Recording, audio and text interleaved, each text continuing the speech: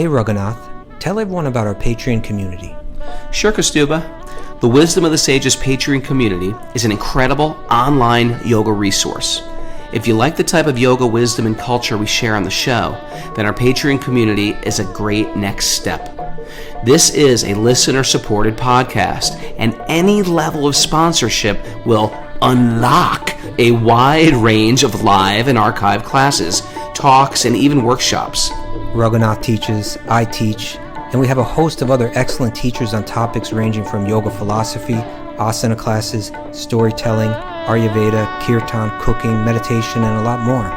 We even have an incredible online Bhakti 12-step recovery group. So if you want to check it out, go to patreon.com/wisdom of the sages. All right, let's get it on. Om Namo Bhagavate Vasudevaya. Om Namo Bhagavate Vasudevaya.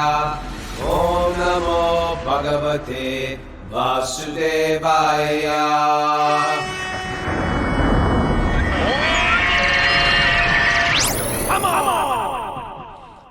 Live from Super Soul Farm, this is Wisdom of the Sages, a daily yoga podcast. With your host, Raghunath, and co-host and senior educator at the Bhakti Center in New York, Kaustubha Das. Welcome to the show. Welcome to Tuesday's Srimad Bhagavatam study, the study of Bhakti Shastra, or the sacred literature of Bhakti, connecting the jiva, the soul, who's lost in the labyrinth of material desires. Whoa, labyrinth. A labyrinth of material desires. Trying desperately to embrace things of this world. You know, I was thinking, I was telling this to Mary yesterday. I was like, when people embrace, they're really just trying to embrace God.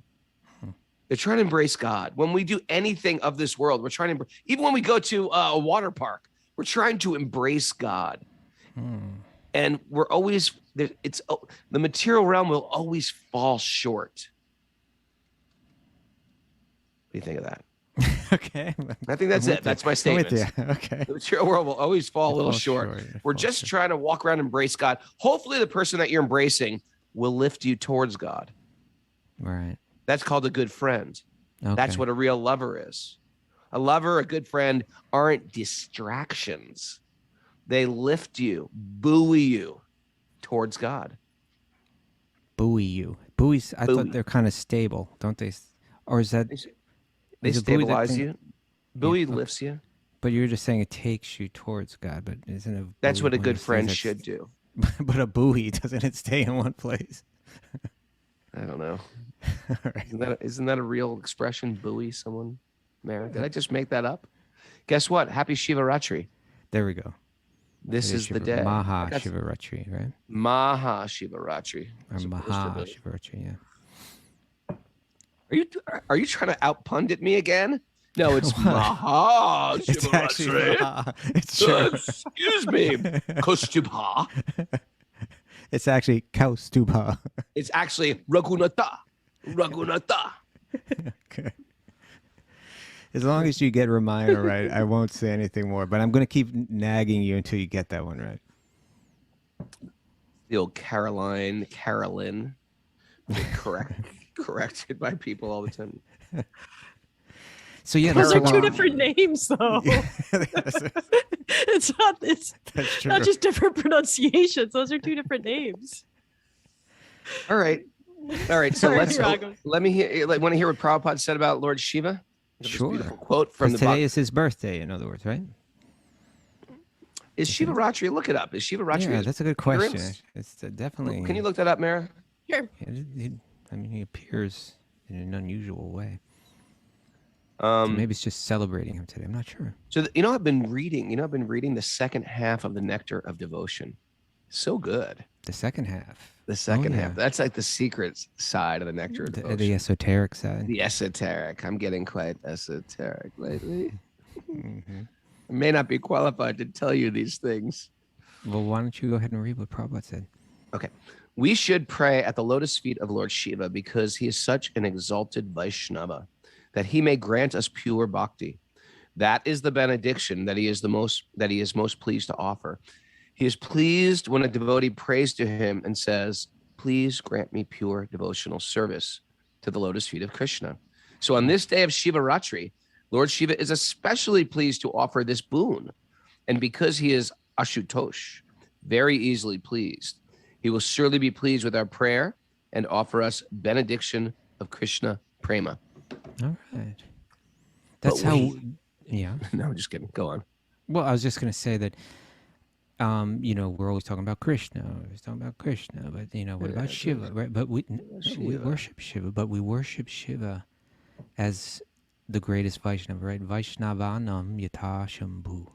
That Shambhu or Shiva, Bhagavatam recognizes him, honors him, glorifies him, but glorifies him in relation to Krishna. And so when we worship Lord Shiva, we're really just saying, hey, you're such a great, incredible, wonderful devotee of Krishna. Could you bless us that we can also become like that too?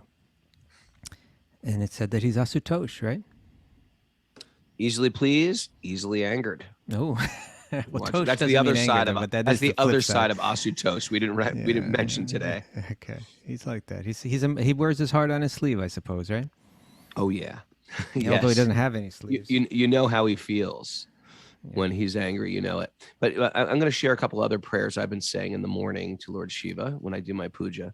But I think before you read these prayers, you have to describe how we understand him in Vrindavan. Well, in Vrindavan, maybe I can tell my little story about Lord Shiva. First, you have to say what Vrindavan is too. Okay, you're going to wind me all the way back. First, I want to explain that there's a God. Okay, hear me out here. God, we are not the highest power. There's a higher power. Okay. All right. So Vrindavan is this holy place of Krishna, where Krishna had his childhood pastimes and his pastimes with the cowherd girls, and so Krishna is always interacting. There's this Vrindavan where we go on this earth, right, and that is considered sort of like a vortex, a spiritual, tunnel to the divine abode. It's like a embassy of the spiritual world here. An embassy. That's a great. That's not a bad, good right? Okay. Because right, if you're in like Saudi Arabia and you go to the American embassy, it's as if you're in America. Yeah. Yeah. Interesting. The laws of America apply there. And the laws of America apply. Okay, so we're in the Vrindavan on earth is considered an embassy to the spiritual realm. So the idea is Krishna is making many, many Krishnas and dancing with all the cowherd girls. Now we, on the other hand, we're the jivas completely conditioned by the material realm, and we are trying to be Krishna. We are trying to imitate Krishna. We are trying to, embrace the things of the mundane world to try. But it always falls short. It always falls a little short. I picked that up, Raghunath. I noted it. I'm working with it. Thank you for that. Thank you. I can't take notes during the class. I always note you. I didn't take notes. I noted it in my mind. Okay, but I do notice you jot things down. No, I have no pen during class. I used to do that because I used to write the descriptions as we're going. Like I needed notes, but now I get Mara sends me the takeaways, and I work with that. That would really distract me if I did that. But anyway, so short. In order to get closer to Krishna, we approach Lord Shiva as the gatekeeper. He is the gatekeeper of that divine connection with the gopis and Krishna. Well, because you want to enter that rasa, huh? Yeah. The dance. Describe. It has to do with that dance. Oh, so Krishna's dancing in the evening time with all these cowherd girls, and Lord Shiva heard about this and wanted to get in. And so Lalita and Vishaka, the head gopis of Krishna, said, "Listen, you can't come here." They called Krishna over, and Krishna says, "Listen," or they said, this is only for females. And Lord Shiva said, "You need a female only form one man, right? to come here. Only one man. There's only one male. You need a female form, yes. So go take bath in Bindu Sarovar, and you will come back with a female form." So sure enough, Lord Shiva took that bath, and he came back, and he had this beautiful. In Bindu Sarovar or Prem Sarovar? I think it was Bindu Sarovar. Bindu Sarovar is down. Google it, Mara. Bindu Sarovar is down in Orissa. Yeah, I bet there is one also. I think in Kailash, and I think there is one. Google that, Mara. Bindu Sarovar, Prema Sarovar. I don't think it was that. Okay. But anyway, he took his bath. He came out, And are you going to be one of those guys who like interrupts the whole story and changes it's a different lake. It's not that lake. Well, I'm sorry about that. Maybe I shouldn't have, but mostly I'm trying to get you to give people the information that they need. Like, you need to know that this dance is going on. He wanted This is just like that Abbott and Costello episode I sent you. Remember that one? And there was a whale. What kind of whale was it? It's got nothing to do with the story. Okay. Right, so the dance, he wanted to get in the dance. He came back and he took this form of a woman. And he's wearing a sari and everything, right? He's wearing a sari, and he looks very beautiful. And he snuck right into that rasa dance. He started dancing with all the Krishnas and all the gopis. And then finally Krishna stopped and he said, "Something's wrong with the dance tonight. Something's very, very, very, very wrong." And he called Alita and Bishaki. He said, "What's going on? Do you know everybody who's here tonight?" "I think so." He goes, "Find out who's here. Find out where they're from." And so sure enough, they're interviewing all the other gopis. And they're saying, "Where are you from? Who are your parents? What village are you from?" And they're all simple cowherd girls. And they came back and they said, "Krishna, I think everything's very, very normal tonight. Yeah, everything's quite ordinary, except this one particular gopi who has a third eye in the middle of her forehead. Snake. And a snake around her neck. Otherwise, everything's quite the same." And so sure enough, that was Lord Shiva. He said, "Lord Shiva, you cannot be in the rasa dance, but you can guard it." So he's called Gopeshwara. He is the Mahadev, yeah. And so we worship to enter into that spirit and that mood and that sweetness of love of Krishna. We approach Lord Shiva and hear the prayer. There's a temple, right, to this Gopeshwar Mahadev in Vrindavan. You're supposed to visit before you go to Vrindavan. You're First place you go. that temple first.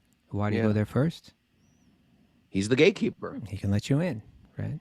If you got to please him. Like you're saying that it's an embassy of the spiritual world. The laws of the spiritual realm are existing in Vrindavan, but when you visit, you might not catch on to that. You may not be in tune with that. You may not be in touch with that. You got to go deeper. So whenever we go to Vrindavan, first you go to Gopeshwar Mahadev and you say, "Please allow me entry," right? Allow me, even though I may be here physically, I want on the spiritual level to enter. I find that Gopeshwar in Vrindavan is very, very merciful. And we always whenever I bring students there, we always get deep realizations and very kind, very easily pleased. One time I was bringing a whole bunch of new students there, and I was like, and outside of these temples in Vrindavan, they always have these little boys or men or ladies selling flower garlands. And so you're supposed to buy, the idea is you buy the flower garlands and then you walk into the temple and offer them to the pujari, the priest, and they put them on the deities. And sometimes the pujari will give you some other prashad garland back.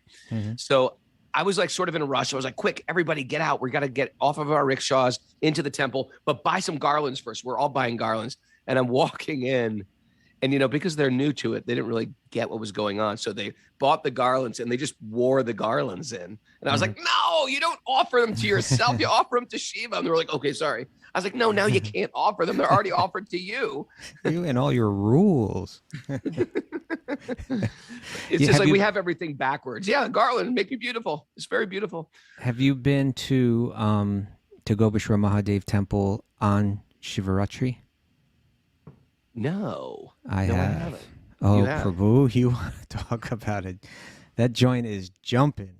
Really? Today. Oh yeah, it's wild. It's at least when I've been there, it's been kind of like a you would love it. It's one of those kind of full-on spiritual chaos scenes going on in there. I love Vrindavan spiritual chaos. Well, you really get, because it's a tight little area. It's like all marble inside, and there's a Shiva Linga in the middle, and everybody's going around, and everybody's free to like pour milk on the linga and bathe it, and it's like bathing Lord Shiva. And when you go in, you can buy these. They have like milk that you can bathe Lord Shiva with, and you can purchase it on your way in. But it's like they sell in these little glass bottles. So I don't know where they get these bottles from. These little bottles, they look like they're some perfume bottles from India from like 1930 or something like that. It's like I don't know where they get these bottles. And you go in, and so everybody's got these, and these empty bottles are lying. First of all the marble on the floor is like all covered with milk, so it's like incredibly slippery, like super slippery. Only in India you get this type of. And then there are these glass bottles all over the place, like mixed in with the milk and the slipperiness. And then when I remember the last time I was there, there's like something happened, like one of these sadhus, like, one of these bearded, elderly, wandering men, someone upset him for some reason. Who knows what it was, right? Maybe they disturbed his worship of Lord Shiva, and he was like, "You're not," whatever. He got upset, and he took his glass thing and he threw it on the ground and smashed it. Now you have broken glass all over the slippery milk-covered floor. But everybody's just like, but everybody's there like, okay, hey, and somehow everybody gets through it. It's like, no, it looks like Vrindavan's like that. Everybody's wearing their heart on the sleeve, right? And it's just like, okay, you're upset. Let's work this out. But it's just you can really get into a deep Vrindavan mood there, and pray to Lord Shiva. And so let's hear your prayers. I'd love to hear. Okay. This is anyway. Where's it from? This is from the Sankalpa Kalpa Druma by Vishwanath Chakrabarti Thakur. Okay. It says, I won't do the Sanskrit because I don't know the meter, but I do here's the English. O protector of Vrindavan, all glories to you, O husband of Parvati, O you whose head is decorated with the moon and who is worshipped by the sages like Shanaka, Sanandana, and Sanatan, and Narada. O Gopishwar, I pray that you bestow upon me uninterrupted, unalloyed love for the lotus feet of the divine couple who enjoys pastimes in Braj. Beautiful. That's one ideal. Here's another one. Srimad Gopishwaram Bande Sankaram Karunmayam Sarva Kleshaharam Devam Vrindaranyarati Pradam. We offer our respects to Sri Gopishwar Mahadev, who is Shankar and is very merciful. He is the destroyer of all misery and is the bestower of rati for Sri Vrindavan Dham. What is rati, Kaustubha? Well, rati means literally means like pleasure. But it's like, especially that rati, like the pleasure you feel in your connection in a particular way, right? Rati. Material pleasure all falls short. All we want is rati. Everything we're doing in the material world for pleasure will fall short. Just won't be enough. There is no soulmate. God's your soulmate, people. Oh, that's what you. Some of you needed that's to your hear t-shirt. that today. That's it. God is your soulmate. That's your thing on Instagram. I see you do that, Raghunath. Who needed to hear this today? Drop a heart. Drop a heart. Your techniques. I'm wise to your techniques. How do we gauge the audience? Now, I don't know if Mara picked it up, but I think on the chat board here, we've established that it was actually in Mansarovara, Raghunath, not Bindu Sarovara, right? Mansarovara. Mansarovara. Oh, sorry about that. Thank you. Yeah, so you don't want to have to go all the way down to Orissa to take that bath. Take that bath. Where's Mansarovara? Mansarovara's there in Vrindavan. Nearby. Okay. Hey, by the way, I want to give a shout out to our friend and yours, Dustin. Dustin? From Dead President's Lounge. I'm getting a tattoo. From Dustin? From Dustin. Dead Presidents? Dead President's Lounge in Albany. Yeah. He's one of those great Krishna conscious. He's a great guy. He and his wife have Jai Yoga in Albany. And he's going to do a tattoo. Shelter wheel. You already got one of those, I thought. Not the shelter wheel. In the shelter wheel on my hand. The truck on your hand? You're going for a hand tattoo now, Raghunath? For a hand tattoo. It's 2022. People are doing it now. No, kids are doing it. The kids are doing it. All right.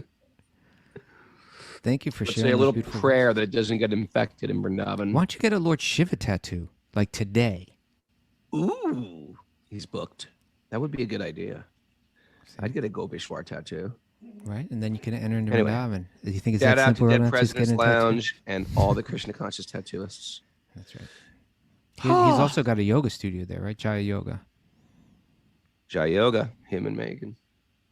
Okay. All right. We ready? Ready to get into this? Alrighty. Announcements? Any announcements?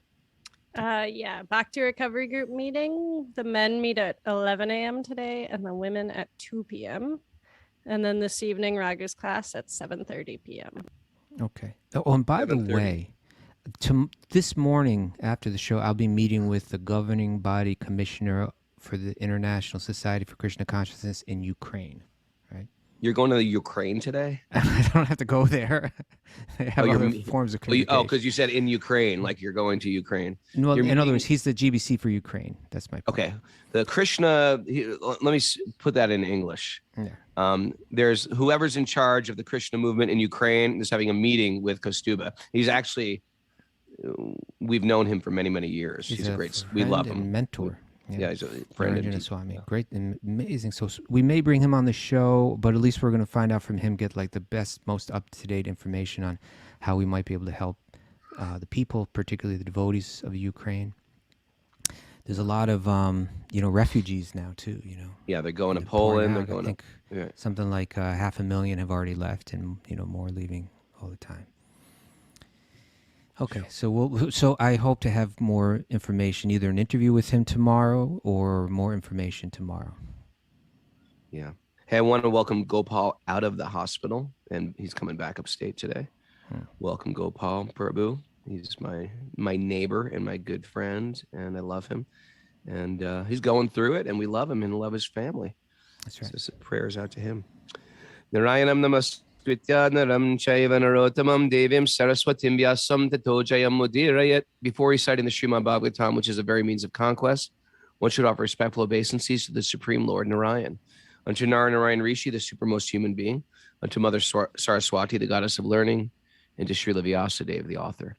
Nasta prayeshu badreshu nityam bhagavat sevaya bhagavati uttama shloke bhaktir bhavati naishtiki.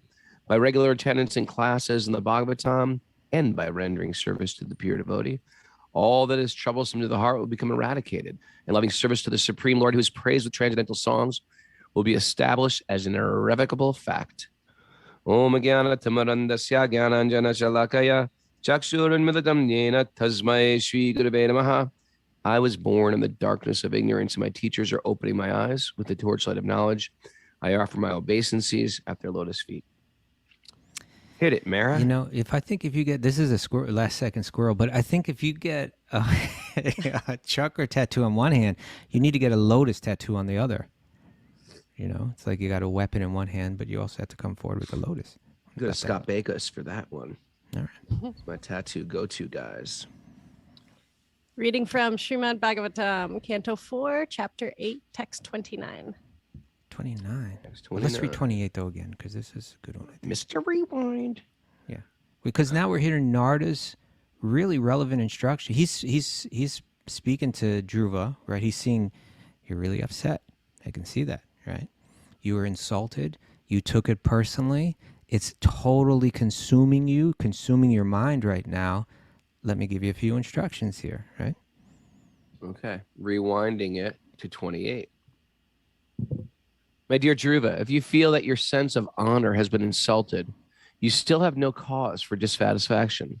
This kind of dissatisfaction is another feature of the illusory energy. Mm-hmm. Every living entity is controlled by his previous actions, and therefore there are different varieties of life for enjoying or suffering.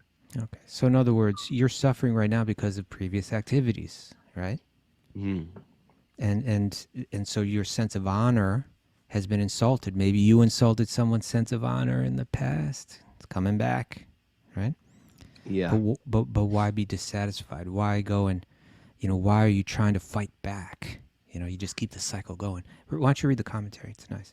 There's a lot of nice short little commentaries in this section. Okay. In the Vedas. Everything's got its reasons. In the Vedas, it is said that the living entity is always uncontaminated and unaffected by material association.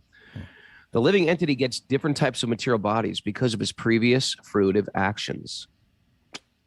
If, however, one understands the philosophy that what a benefit that is to know that.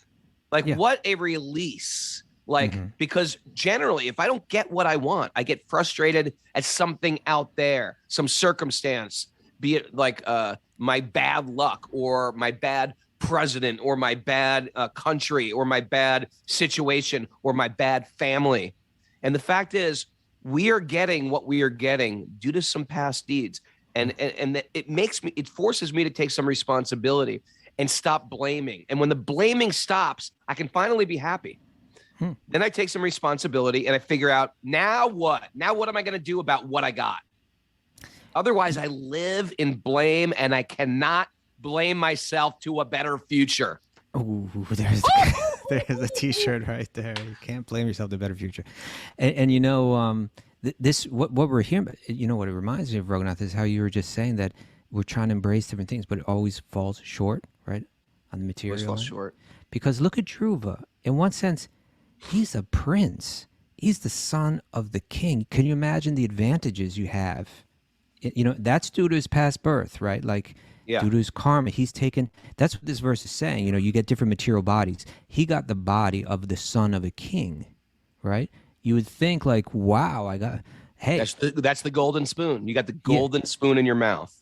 But because one other person was one notch higher on the pecking order, right? His stepbrother. Yep. He was completely frustrated, right? Most people aren't even near that platform. He was so close, you know, he was so high, you know, in the pecking order. But because he was number 2 and not number 1, he became so upset. It's good stuff here. And he fell short. Eric, I'm going to dive back into the purport. Please do. If, however, one understands the philosophy that as a living spirit soul, he has an affinity for neither suffering nor enjoyment, right? We're not connected to either one of those things. Then he is considered to be a liberated person. We're not shooting for either one of those. Not material suffering or material enjoyment, right? Sure, yeah. There's a spiritual, you know what the term for that spiritual happiness, though, is? There's a spiritual happiness that's our real nature. Rati. Atma Rati. The pleasure of the soul. I'm thinking like Kaustubha now. There you go, Atma Rati. We don't practice this, Mara. This is just spontaneous from knowing each other for years. Flowing. Very impressive. Bhagavad Gita 1854 says, Brahma Bhuta Prasanatma. When one is actually situated on the transcendental platform, he has nothing for which to lament and nothing for which to hanker. There you go. Brahma Bhuta Narada Rishi. Prasanatma. Nasochati, Nakangshati, right there, right? That's a good Nothing verse. Hanker, yeah. Narada Rishi, Narada Muni, right? First of all, wanted to impress upon Druva Maharaj that he was just only a child. He should not have been affected by the words of insult or honor. And if he were so developed as to understand honor and insult, then this understanding should have been applied to his own life. He should have known that honor and dishonor are both destined only by one's previous actions. Therefore, one should not be sorry or happy under any circumstances. You should not be happy under any circumstances. I want to quickly explain that. Again, we can understand there's different types of happiness. They say there's 3 types of happiness, right? There's material happiness, which means through the senses, you know, I've picked up on some data that has triggered something within my mind to make me feel a sense of happiness, right? Touching something, tasting something, hearing something about myself, something like that, you know, it can trigger a sense of material happiness. But that happiness, because it's based on matter and because matter is always shifting, it's very fickle, right? It's here one moment, it's gone the next. So that's called material happiness. Then they say there's a happiness of Brahman, right? Like when you're separate from your body and your sensual experience, but you enjoy this personal bliss of the soul. Yeah, but even that type of happiness, is said, is just like compared. Well, it's like the amount of water in the hoof print of a calf compared to the happiness of divine love, right? Which is like an ocean. That's right. In comparison, yeah. So what my Prabhupada here says that one shouldn't be sorry or happy. He's talking about material happiness. Right, because actually, even on the spiritual side, even being sorry on the spiritual side is bliss, right? But that's a whole esoteric topic. Oh, interesting. Yeah, that's in my second half of the Nectar devotion, actually. Oh, there you go. All that's very esoteric stuff. Esoteric that people like you relish. Well, you'll become qualified for it soon if you keep going on with your Vaidhi path. Okay. With your rules. With your rules and your regulations and Sanskrit pronunciation. Maybe you'll make it there one day. All right. All right. Next verse. Okay, now you have decided to undertake the mystic process of meditation. Hold it. Is that the next verse? Yeah. We're on 29 now. Oh, you know what I do, Kaustubha? You mess it up all the time. I forward it immediately, so I'm prepared. And then when you say, okay, next verse, and I forward it again. So I jump to. Now we understand why things get messed up all the time. I never knew what it was. Okay, we found the glitch in the system. The process of the personality of Godhead, also known as the Supreme Personality of Godhead, is very wonderful. One who is intelligent should accept that process and be satisfied with whatever comes, favorable or unfavorable, by his supreme will. That's our philosophy in a nutshell. Yeah. One who's intelligent should accept what is favorable or unfavorable as divine will. Mm-hmm. Why don't you read the commentary to this one? Okay. The great sage Narada instructed Druva Maharaj that one should be satisfied in all circumstances. Everyone who is intelligent should know that because of our concept of bodily existence, we are subjected to suffering and enjoyment. One who is in the transcendental position beyond the concept of bodily life is considered to be intelligent.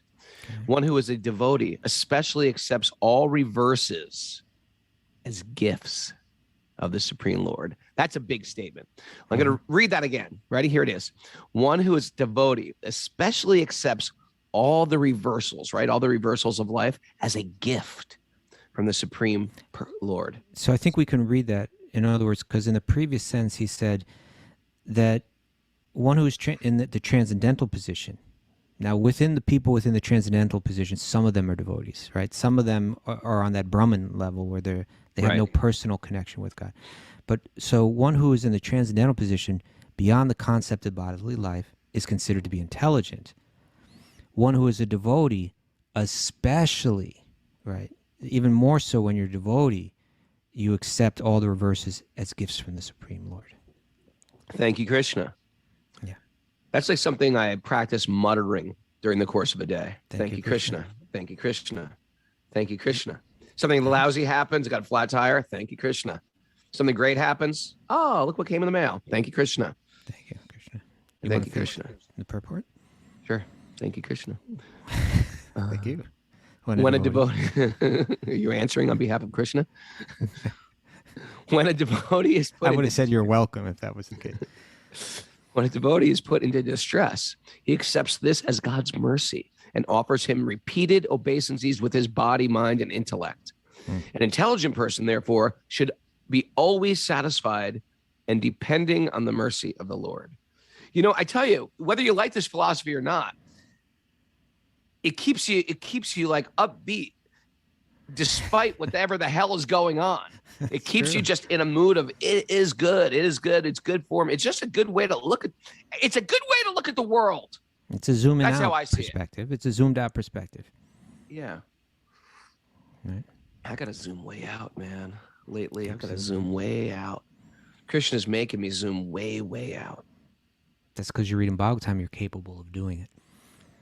You know what? I told you I did that yoga panel with Brian Kess the other day for all these. There's like 1,000 people or something, and you know, the question was, how do you deal with the pandemic? That was the question, and I used one of our things. I said, I zoom way out. I took it right from Wisdom of the Sages. We say that all the time. No, I zoom the hell out. That's our. Were the people impressed? They're like, he's so wise. So wise. Zoom out. I love that. Okay. Next. These are great instructions, right? Yeah. Think of the little boy sitting there taking all this in, little Druva. Now you have decided to undertake the mystic process of meditation under the instruction of your mother, just to achieve the mercy of the Lord. But in my opinion, such austerities are not possible for any ordinary man. It is very difficult to satisfy the Supreme Personality of Godhead. You know why he's saying this, Raghu? He's trying to like challenge him? Well, test him, right? Like, let's see how serious he is, right? Right. Why don't you read the commentary to this? The process of bhakti yoga is simultaneously very difficult and very easy to perform, isn't it? It's very difficult and a paradox. Sri Narada Muni, the supreme spiritual master, is tested. I mean, you think about it. What do? Simple. It's simple. It's offer your food with devotion, right? Serve with devotion. Chant these mantras with devotion. Worship simple. the deity. It's very, very simple. It's all very simple, but it is very difficult. We don't keep the main thing the main thing. We're distracted. Our senses are pulling us to glorify the ego instead of glorifying the gods. Instead of glorifying the gods, we are glorifying the ego, right? Yeah. And although it's a very simple practice, it's very difficult. Lord Chaitanya said this beautiful thing I quoted the other day. It's from the Chaitanya Bhagavat, one of the biographies. Esoteric literatures. You dabble in the realm of the esoteric. Let's hear it. I will let you in one day. Okay. Can you give us at least a taste right now? Here's the taste. It's very simple. Yeah. All you need to do is chant the holy name and stop criticizing people. That's it. That's it. That's it. That's the formula. Drop the mic. That's all. It's over. And why is that so hard? We got these polluted minds that are just like Druva here, right? We hear a little thing, the mind gets disturbed, and we start to criticize. Then we fight back. Okay. It's a simple process. When's the broken glass verse coming up? Broken glass? Oh, that's actually the broken glass verse is not even in Bhagavatam. That's from another text. What? Although it's quoted all the time. Yeah. Oh, you see that, Raghunath? You spend your time in all these esoteric texts that sometimes you're just missing out on the basic teachings. I thought it was Druva Maharaj. No, but that in any case, that wouldn't come towards the end of this Leela or the middle of it, just before he starts to offer all his prayers, right? Okay, I'm going to continue with this purport. This is the process of accepting. Okay. Why don't you start the purport again? The process of bhakti yoga is simultaneously very difficult and very easy to perform. Sri Narada Muni, the supreme spiritual master, is testing Dhruva Maharaj to see how determined he is to prosecute. I think that should be execute. I think prosecute will work, devotional service. Yeah, why don't we look that up, Mara? Prosecute. Prosecute. Can you use it like that? As probably execute? It's probably like we associate it with like trials and all of that. Yeah. It can also mean continue with a course of action with a view to its completion. There you go. Just when I thought I was going to correct the purport. let Raghunath give his 2 cents. He's very, very clever. You tried to word nerd Prabhupada here. He got you. All right, forgive me, Prabhupada. Incredibly arrogant. Prabhupada's like, I know. This is the process of accepting a disciple. There you go. The great sage Narada has come to Druva under the direction of the personality of Godhead to initiate. Which one? Which personality of Godhead? The supreme personality of Godhead, just to initiate him. Yet he is testing Dhruva's determination to execute the process. Now he's saying execute. You're thinking like Prabhupada. Now he said execute, not prosecute, right? Yep. It is a fact, however, that for a sincere person, devotional service is very, very easy. Oh, there's the key. Sincerity. The key is sincerity. Interesting. If you're sincere, the whole process is easy. It's complicated for the complicated. And it's simple for the sincere. Yeah. And so why are we complicated? Because there's just layers and layers of ego getting in my way. What do we mean by sincere? What does that mean, sincere, in this context? Should I tell you the Latin explanation for sincere? Yes, Mr. Word Nerd. Let's hear the Latin. What's the Latin? Sincere comes from Latin, meaning without wax. Without wax? Well, how are the two connected? Help us understand. Let me tell you.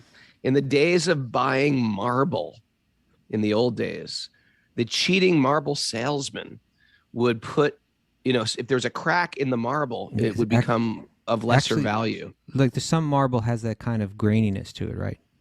But but more expensive marble is like marble that's like pure white, right? Like a fine jewel, it doesn't have the cracks or the.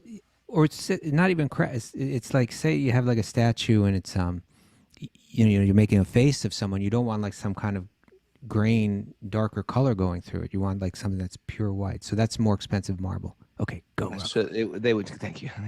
So the cheating marble salesman would rub like wax in it and let it dry. So it Carve would it out. appear. Carve it out and then rub wax in. Yeah. A little rub wax. So when you were buying marble, you would want it sincere, without wax. So it was without pretense. It's with authentic. Yes. Okay. Mm-hmm. No hidden. Ordinary to that one there, Professor. Yeah, no hidden motive or anything, right? What you see is what you get. There's no hidden. What you see is what you get. We want to be sincere. So we may be a Bhakti-yogi, but is it entirely sincere? Is part of our motive in it like, I want to be respected as a Bhakti-yogi? I want to be seen as cool. I want to be whatever it might be. Renounced. I want to be seen as spiritual. The spiritual guy. Yeah. I'm like the spiritual yoga. I want to become the big guru. I want to be the guru. I want to become the guru. That's a big one. People want to be the guru. They do. People really want to become the guru. Every time I find some like funny guru thing on Instagram by someone, it's obviously they don't know what they're talking about, but they're trying to be the guru. I send it right to Kaustubha. Okay, that's what you've been doing. Okay, I wasn't sure.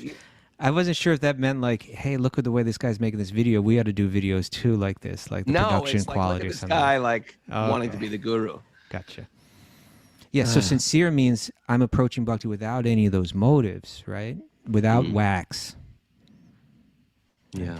I'm just coming because I want to serve, So it's so therefore bhakti, it's very difficult. If I'm going through this simple practice, right? It's simple. Hearing, chanting, boom. That's it. It's simple. But if I have material desires, then it's like shooting blanks, right? Yeah, particularly these alternative motives, right? Like these, because we got material desires. That's our issue, right? But like, if I'm approaching bhakti for the purpose of those material desires, for other motives, right?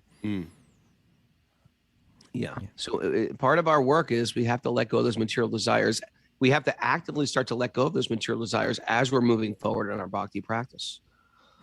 Or else we can chant those rounds and listen to the lectures and go to the kirtans, but it'll have less and less effect. If I'm rowing and rowing and rowing my boat, but I'm not going anywhere, what's going on? You're tied to a buoy. I'm tied to a buoy. I'm tied to an anchor. The anchor is down. The anchor is my material desires. If I want all this stuff to be effective, then I have to slowly, as I hear the knowledge, I have to act on the knowledge. And then it becomes wisdom. Otherwise, I'll hear the knowledge, and I'll stay in the same place year after year. Come on. We know this stuff. Now we got to apply this stuff. You got that, Mara? Take it seriously. Yes, Prabhu. There you go. Yes, Prabhu. Okay. Next verse. Okay. 31. 31. Whenever you're ready. I know. I'm getting ready. Don't rush the Bhagavatam. No, I was saying whenever you're ready. Narada Muni continued, after trying this process for many, many births and remaining unattached to material contamination, placing themselves continually in trance and executing many types of austerities, many mystic yogis were unable to find the end of the path of God realization. It's like, you think you can handle this, kid? Right? You think he's like, are you ready for this? Come on, this is serious stuff. Yeah, so for this reason, my dear boy. For this reason, my dear boy, you should not endeavor for this. It will not be successful. It is better that you go home. When you are grown up by the mercy of the Lord, you will get a chance for these mystic performances. At that time, you may execute this function.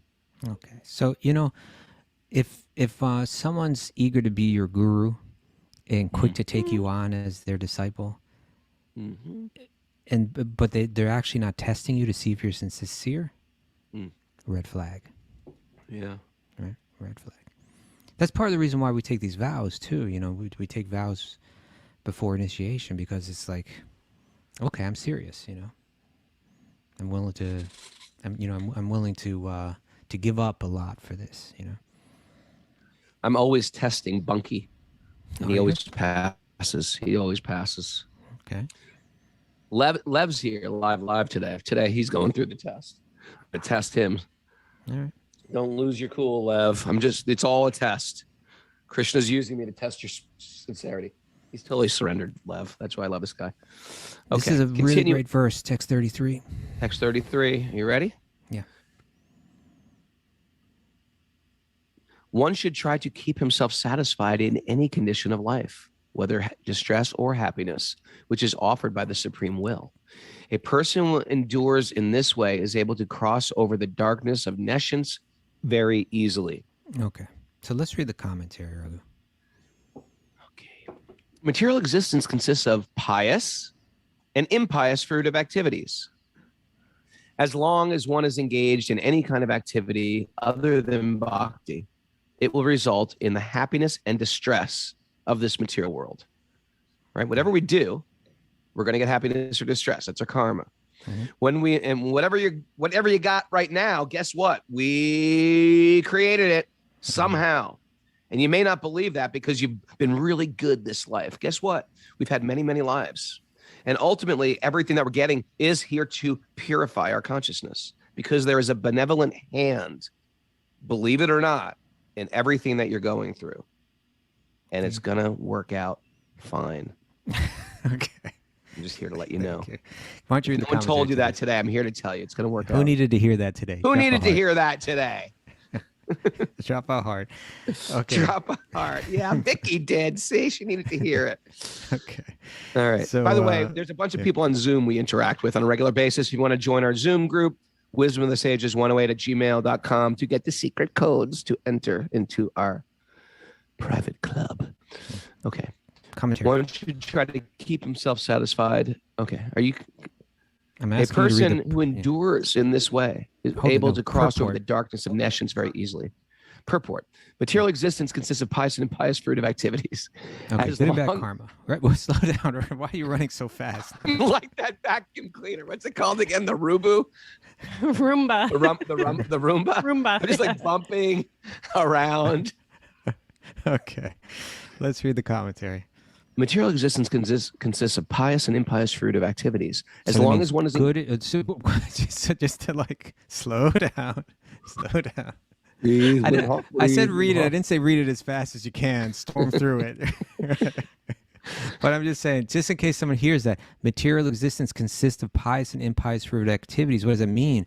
It means our existence in this life is both like we're creating our future and we're experiencing the results of our past, right? Good and bad karma. Pious activities means good karma, both the action and the results. Impious means bad karma. So our material existence is basically a big collection of good and bad karma coming at us. Okay. Mm-hmm. As long as one is engaged in any kind of activity other than bhakti, it will result in happiness and distress in this material world. Mm. When we enjoy life in so-called material happiness, right? We call it so-called because it's got issues, happiness. Right. It is also to be understood that we are diminishing the resultant actions of our pious activities. Oh, right? So there's like a bank account of so, piety, sukriti, it's called. It's kind of like when you're on vacation and you got a certain amount of money you can spend and you're spending it and you're enjoying, but you're also realizing my enjoyment is just disappearing. Right? There goes my child's education. or in any case, like, I want to stay in the nice hotel, but I'm losing my mind. I'm gonna have to go home sooner. Yeah. Yes. So when we enjoy life and so-called happiness, it's understood that we are diminishing the resultant actions of our pious activities. And when we are put into suffering, it is to be understood that we are diminishing the resultant actions of our impious activities, right? Very interesting. Like me in my crazy life right now, I'm burning off karma. Karma to burn. Karma to burn. And I'm hopefully not creating more negative karma, right? Yeah, we got to burn some karma. My astrologer told me that. He just goes, Raghu, you're just burning a little karma right now. It's going to be okay. All right. It's going to be okay, people. So we're getting a great life strategy right here. In other words, it's a great way to view the world. I think. It's like saying, how do you keep an even mind? Well, when things are like really enjoyable, you realize, okay, it's enjoyable, but I'm just burning off my good karma. So don't get too excited. Yeah. Don't And get when- too happy about your enjoyment, people. Yeah, and when things are going really bad, you're like, okay, this sucks, but I'm burning off the bad karma right now. Now let me see if I can move through this world without creating any more good or bad karma. Mm-hmm. And that's the bhakti thing. We call that a karma, right? No Karma, sava karma va. Okay, keep reading. Okay. And when we are put into suffering, okay. Instead of being attached to the circumstantial happiness and distress resulting from pious or impious activities, if we want to get out of the clutches of this nescience, then whatever position we are put in by the will of the Lord, we should accept. Thus, if we simply surrender to the personality of Godhead, we shall get out of the clutches of the material existence. Okay. And you I know love what? that. The clutches. Yeah, clutched. It reminds me, there's a verse, we've read it earlier in the Bhagavatam in the first canto, 5th chapter, text 18. Also Narada speaking, right? So he's repeating himself here, but here he's speaking to Druva. Earlier he was speaking to Vyas, right? Vyasadeva. Mm-hmm. And he said, persons who are actually intelligent and philosophically inclined should endeavor only for that purposeful end which is not obtainable by wandering from the topmost planet, Brahmaloka, down to the lowest planet, Patalaloka. We were talking about that yesterday, right? Wandering up and down in the universe, right? Brahma, Bhuvana, Loka, Puna, Avartino, Arjuna. I actually quoted that yesterday in the Ramayan class. Right. So I will not correct Raghu again on that one, okay? So you're saying it now to get to me, I can tell. Poke at It's you. to poke, yeah, I see. Okay. Dig my hooves in. Okay, to your hooves. So persons who are intelligent and philosophically inclined, we're not endeavoring to go up and down, try to find something more pleasurable. And speaking of pleasure or material happiness, right? As far as happiness derived from sense enjoyment is concerned, it can be obtained automatically in course of time. Just as in the course of time, we obtain miseries even though we don't desire them. That's the key. Happiness comes, right? Isn't it true? Yeah. Happiness comes. Whether we don't have to make an endeavor. We've all experienced, like, I've got nothing to do tonight. I had nothing to do. I wasn't invited to the party. I stayed home and I had a great time. And then we've done this thing where we're going to make this great plan. We're going to take the kids here, or we're going to throw a party, and the whole thing's a damn disaster. So you make a plan for happiness. It's like allotted to you. Your happiness and your distress are sort of allotted to you. That's Why go there? Why not just be fixed and practice bhakti? You're going to get distressed. Of course you're going to get distressed. It's part of having a material body. That's the fine print of having the body.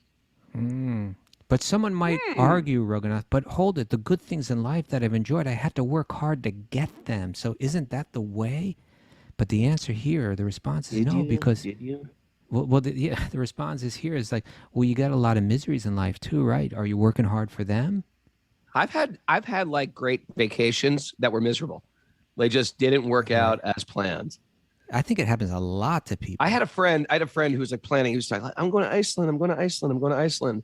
And it was really, it's like sort of like our honeymoonish thing we never had. And he came back. I was like, how was Iceland? And he goes, it was good. I was like, wait a second. What happened in Iceland? He goes, on the first day, our car broke down in the middle of nowhere. We thought we were going to die. And it was just like one tragic, wrecked plan after. And then all our hotels were off ever since then. And it was just like we paid for it. Because sometimes we plan for that happiness. And sometimes, right, you don't plan for this. Happiness comes when we're least planning it as well. We didn't expect something to be so... You know what I find the key to travel, Raghunath, is when you travel? Because you get all hyped up, like, I'm going to see this, I'm going to experience that, and I've seen the pictures, and I've heard about it, and it's going to be so great. If you go like that, you're setting yourself up. You have to go with more of a service attitude or a learning attitude, right? Like, I'm going to go there to learn something. Oh, right? I like that. I was going to give you my 2 cents, but that's pretty good too. I'm going to go there and learn. Well, I'm about to go to India and Nepal next week. Yeah, I always just, whenever I get excited, like I'm going to do this, I always say, slow down. Don't even think about it. Okay. Don't even go there. Just be Krishna conscious today so you can appreciate today. And when you get there, you'll appreciate that day, instead of hoping for the next day. I always say just stop thinking about where you're going. That's why right. when I get on that plane, sometimes I was like, where are we going? Yeah, if Remember, you're meant that's to my thing. enjoy, you'll enjoy. If you're meant to suffer, you'll suffer. And it really sucks if you suffer after you spend all this money, right, and traveled all this distance, So go there to learn something. Go there to improve yourself, to better yourself, especially in the context of spirituality. And then whatever enjoyment comes, it comes, Kaustubha, you are so absorbed in Bhakti, you're forgetting that it's 7:03 a.m. Let's go. Any takeaways, what's the Madame takeaways? Mara? Monsieur. No, it's Mademoiselle Mara. Mademoiselle. A good friend will lift you towards God, Or Yes. buoy you, or buoy you. or buoy you Maybe towards buoy We you decided to God. buoy is a not word. toward Because I God. use it a lot. You can buoy, but not toward God. You can buoy to God. How's that? I don't get it. So, Whatever. buoy also it means to keep something or someone afloat, and also to become cheerful or confident. So Okay. there Okay, you go. A Kaustubha. couple different meanings. Yeah. The But it's not material like world. traveling, like on a boat, like towards God or something. The material world will always fall short. You lift me up where you belong. When the blaming stops. Sometimes Raghunath singing comes short. What? Nothing. Just keep going. When the blaming stops, we can finally be happy. Yeah, that's a great Right. one. That is a great. But you had another one, was it? You can't blame your way Yeah. to happiness, right? You Is that can't the one? You can't blame yourself to a better future. You can't blame your. There you go. can't. You can't blame yourself to a better future. Not your blame yourself. You can't Raghunath. blame your way to a better future. Okay, you Can't can't blame blame your your way. Raghunath. Better future. Who needed to Put her hear phone that again. today? Drop a heart. Drop a heart. You're making fun of my posts.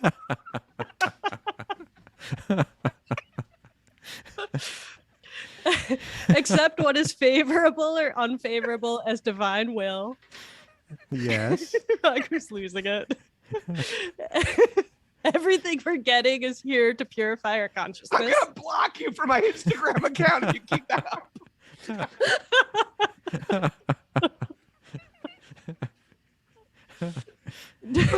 Devotees accept all reversals and Instagram blocks as gifts of the Supreme Lord. Yeah, Yes. it'll get you, my gift to you, Prabhu.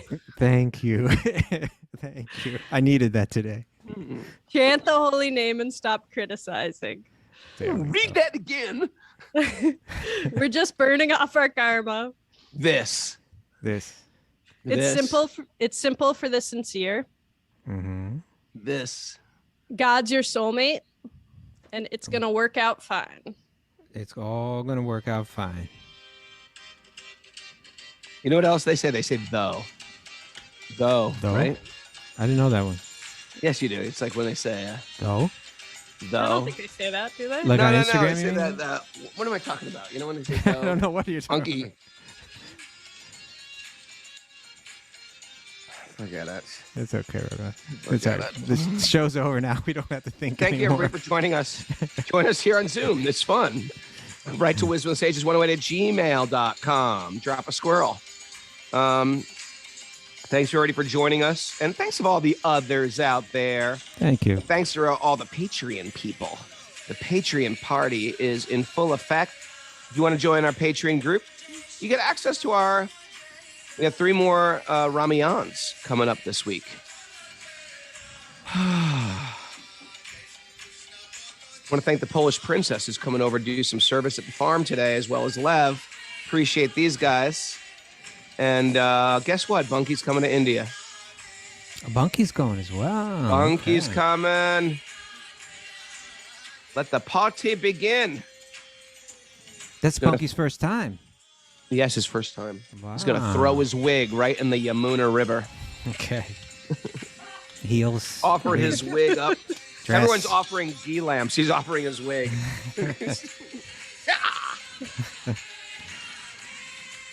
Oh, Krishna.